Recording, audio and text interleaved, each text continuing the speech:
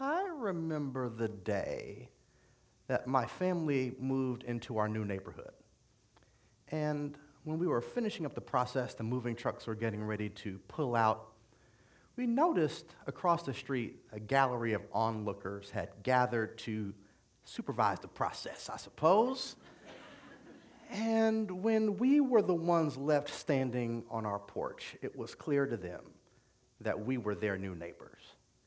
So one woman boldly comes across the street and with bewilderment all over her face, asked me a question that has stayed with me for years. It's a question that is as simple as it is complicated. So, what do you do? Now, I've been asked this question a million times, maybe two. And I must confess, it's always a challenge for me to figure out what to say. Not because I don't know what I do, but because I recognize that no matter what I say, people are either going to perceive or misperceive me and my character in important ways. For example, if I tell them that I teach MBA students and executives at a business school, some people will be impressed and say, wow, he's a part of the academic elite. He's smart. But other people will say, he's elitist. Or worse, maybe he's a capitalistic, money-hungry, anti-human, and we should not talk to him. Now, when I tell people that I'm a pastor, that I serve my local church as a pastor, many people respond with respect. They assume that I'm empathetic and warm and that I've devoted my life to selflessly serving others. But some people at the same time will conclude that I'm judgmental, closed-minded, and anti-intellectual. So you can imagine, when I tell them that I'm both, all bets are off. No matter what I say or how I say it, I'm clear that people are judging who I am based on what I do. This connection between who I am and what I do stays in their minds. I mean, how many times have you been asked this question? All right, what do you do?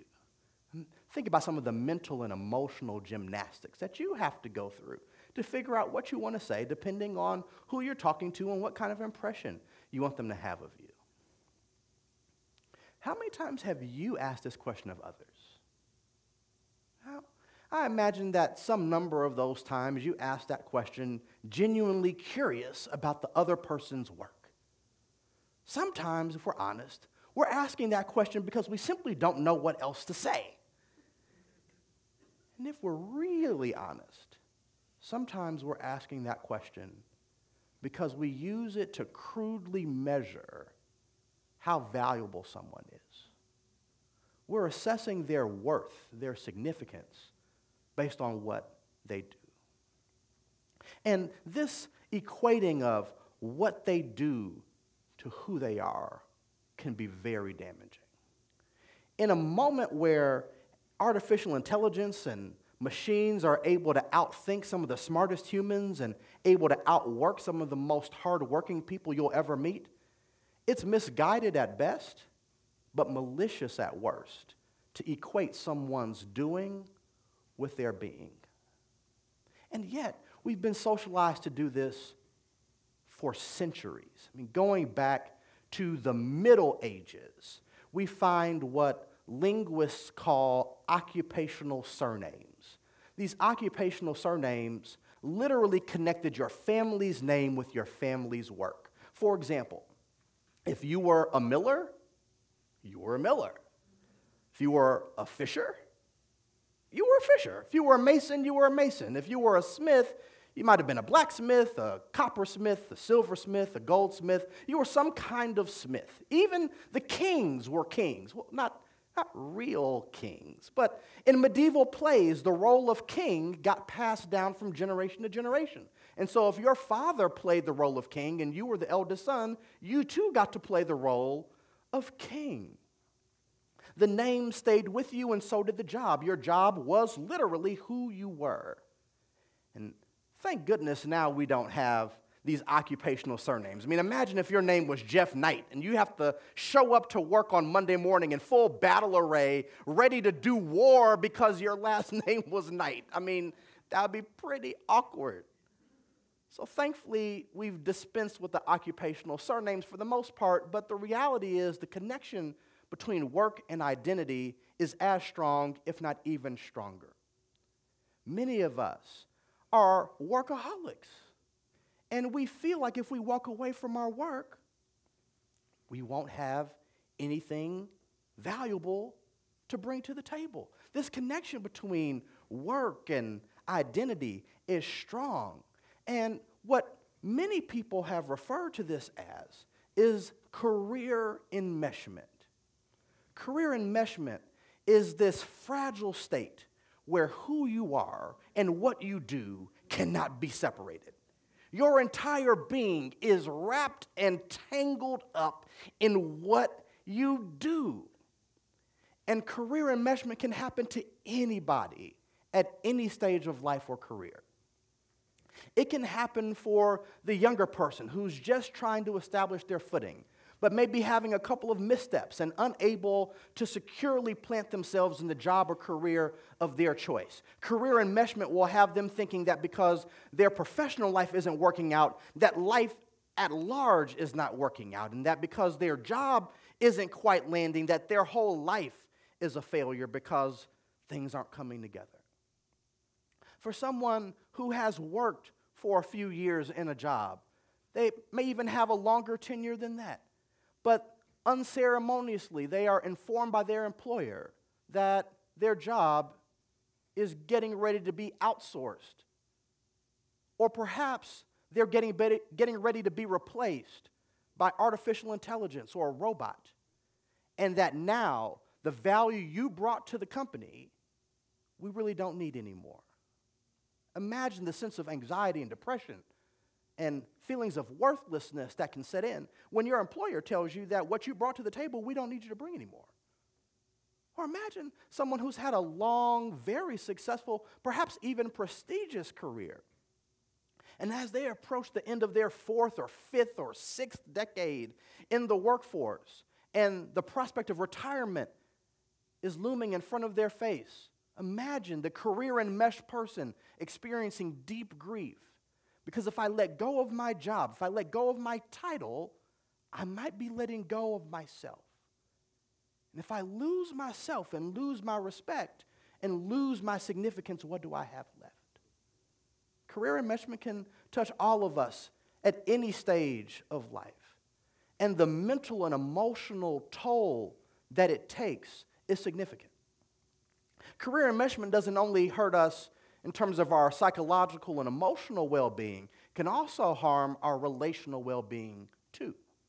Many of our relationships suffer from an over-focus on career. Many of us, when we're striking up conversations with others, launch right into career. Now, maybe you have met someone new lately. I don't know. Think about the last time you met someone new. Maybe at a wedding or a party, a TEDx conference. You meet this new person. You're struggling to figure out what to say. So you launch right to career. In fact, on the name badges, they even ask you after your name, what's your job title and what company do you work for? As though that's the only thing that defines you. This link is strong. And research that's published in Harvard Business Review suggests that when we overfocus on career as the glue that holds relationships and conversations together, it often forestalls the possibility that deeper, more meaningful conversations and joyful connections may emerge. We'll never talk about our families. We'll never talk about our culture, never talk about our upbringing. We'll never talk about our hobbies or our charitable interests because this has been coded as a career conversation and connection. This focus on career hurts our relationships because we never get deeper. And the reality is, it also hurts our kids. We pass on this concept of career enmeshment to them. Now, we don't always do it on purpose, but we do it nonetheless. I saw this with a group of my students at an unnamed prestigious Midwestern business school.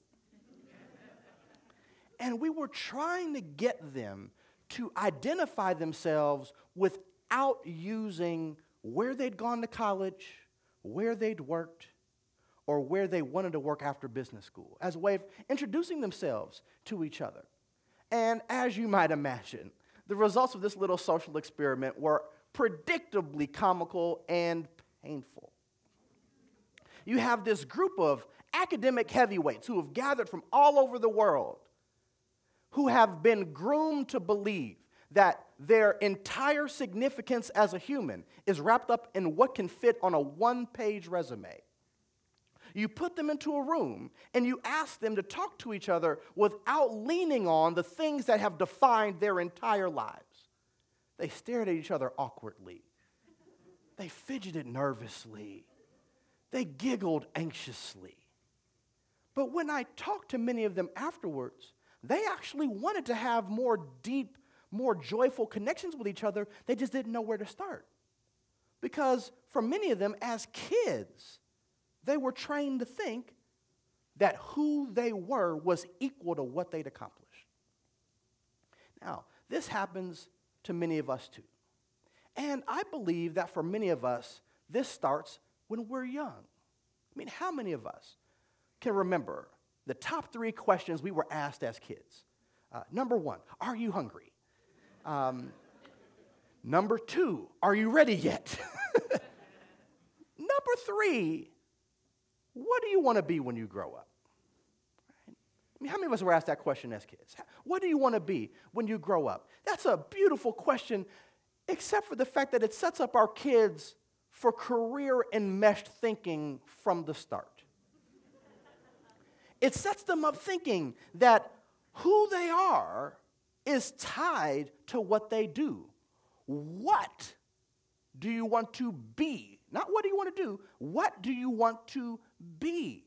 And so we set them off on this relentless path toward needing perfection. They've got to have perfect grades, they've got to have perfect musicianship, they've got to have perfect performance on the soccer field so that they can get access to quality education, so they can get access to quality jobs, so they can get access to a quality life. So we think.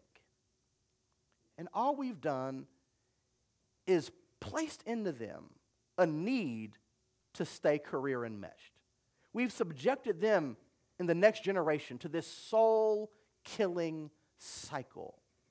Now, I believe that as adults, we have the opportunity, if not the responsibility, to help our kids figure out not just what work they want to do, but help them figure out who they want to become. Not just investing in their vocational or professional development, but investing in their social and emotional and psychological and spiritual well-being. Because at the end of the day, who they are is more important than what they do. And I believe that message is just as true for kids as it is for us.